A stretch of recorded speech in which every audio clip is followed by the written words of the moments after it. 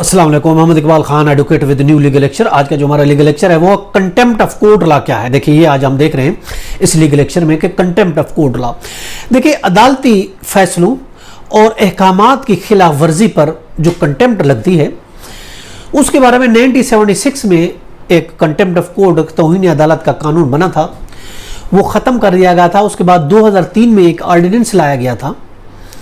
2012 में उस ऑर्डिनेंस में तरमीम हुई मगर कोर्ट ने उसको मुस्तरद कर दिया। और फिर 2016 में उस जो 2003 का ऑर्डिनेंस था उसके सेक्शन 3 और 5 में तरमीम की गई और उसको एक एक्ट की शक्ल दे दी गई।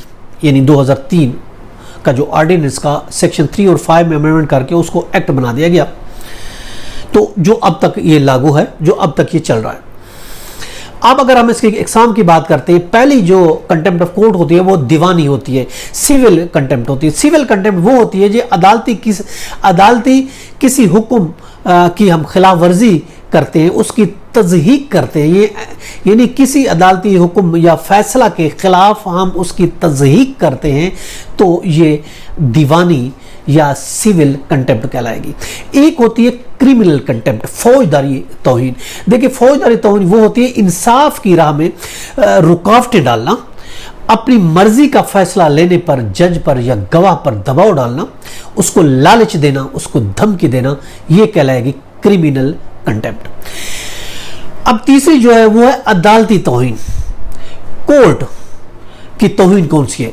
यानी अदालत के बारे में कोई शर्मनाक तज़हीक करना, अदालत के बारे में कोई तज़हीक गुफ्तगू करना, जज के ज़ाती किरदार को तनकीद का निशाना बनाना, और फिर वो काम जो अदालत की तौहीन या जज की तौहीन का बायस बने वो करना तौहीन अदालत कहलाएगा।